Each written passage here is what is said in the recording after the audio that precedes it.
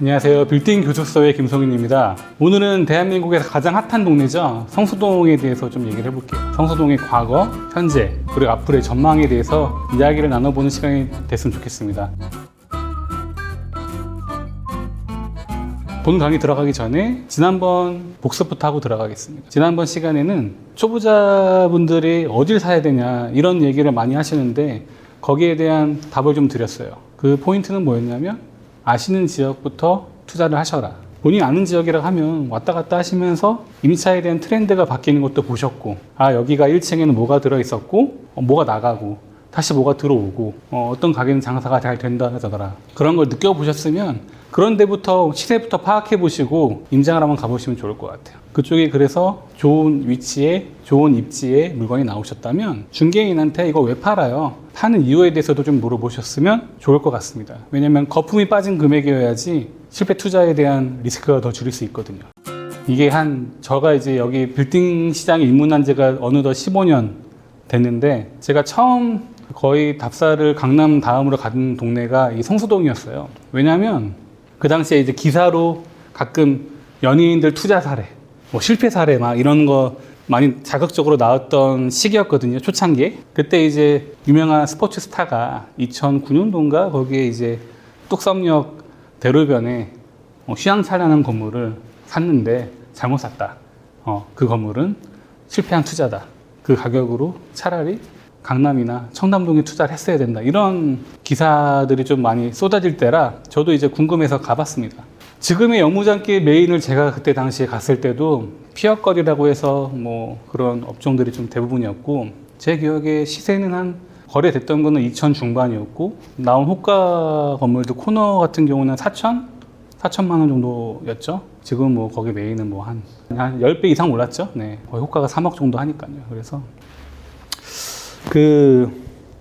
성수동이 왜 좋아졌는지에 대해서 좀 나름 저도 고민을 해봤어요. 왜냐하면 아까 말씀드린 대로 중공업지라는 메리트가 있었지만 대로변이 고가를 껴있고 그리고 워낙 뭐랄까 슬럼화돼 있다 보니까 강남을 쫓아가지 못할 거다. 그런 뭐랄까 전문가들의 의견이 되게 컸거든요.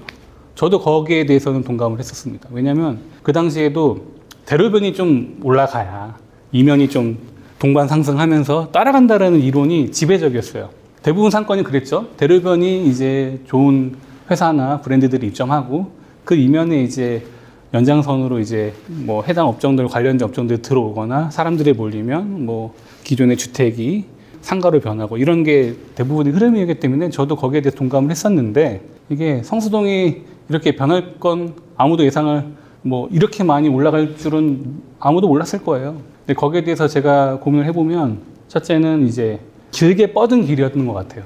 많은 전문가들이 길게 뻗은 길이 얼마나 있냐에 따라서 상권이 확장한다고 하잖아요. 이게 가로수길은 남북 해가지고 한 600m 정도 되고요. 압구정 로데오도 동서 그리고 남북해서 한 600m 되는 것 같아요. 근데 성수동은 제가 재보니까 그 카페 거리 기준으로 좌우로 600m니까 길게 뻗은 길을 다 합쳤을 때는 1.2km예요.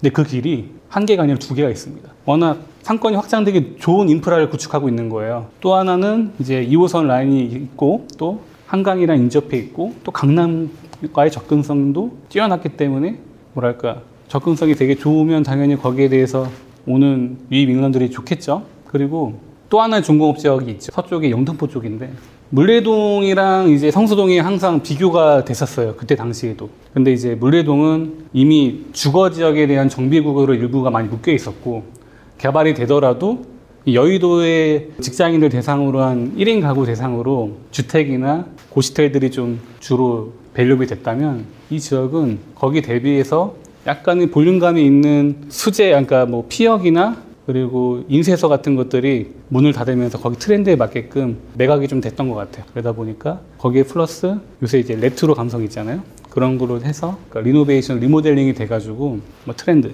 그리고 뭐 인접할 수 있는 교통이나 이제 도로, 여건, 이 3박자가 고루 잘 맞았던 것 같습니다. 지금 현재를 봤을 때는 그 아틀리에 길 같은 경우에는 뭐 보니까 한 이면도로도 1억 2천 그리고 메인 쪽은 1억 9천에서 거래가 된 게 있더라고요. 근데 저는 개인적으로는 아틀리에 길은 앞으로 올라갈 수 있는 폭이 단기적으로는 크다고 생각하진 않아요. 왜냐하면 거기는 이종 일반 주거지이기 때문에. 그리고 볼륨감 있는 건물들이 많이 없어요. 다 수액되기 때문에 대기업들이 들어와가지고 뭔가 브랜드를 팝업하거나 아니면은 더 좋은 임차가 들어오기가 한계점이 분명한 것 같습니다. 그래서 잘 투자를 하셔야 될 것 같고, 그 다음 뚝섬 쪽 상권도 연예인분들도 많이 매입을 하셨고 상당히 뭐 낮 시간대 가보면 붐빕니다. 다만 그 남쪽으로 아파트와 연립주택들이 좀 있다 보니까 아래쪽으로 뻗어갈 수 있는 길이 막혀 있어요. 그래서 조금씩, 그리고 길도 좀 좁고요. 그래서 약간 연남동이랑 좀 비슷한 느낌?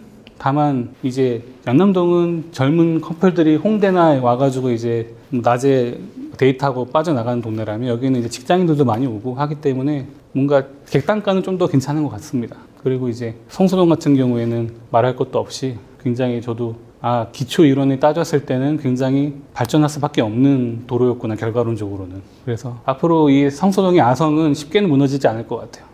그리고 끝으로 북성수도 아직까지는 그 남성수에 비해서는 못 미치지만 그래도 뭐 거래된 거는 1억 초중반은 거래가 되고 있거든요. 그래서 물론 남성수에 비해서는 뭔가 많이 발전은 없었지만 그래도 조금씩 올라가는 느낌을 받았고, 길 여건이 좋은 쪽부터는 조금씩 변화가 있을 것 같아요. 그래서 참고하셔서 이 상권의 흐름을 보셨으면 좋을 것 같습니다.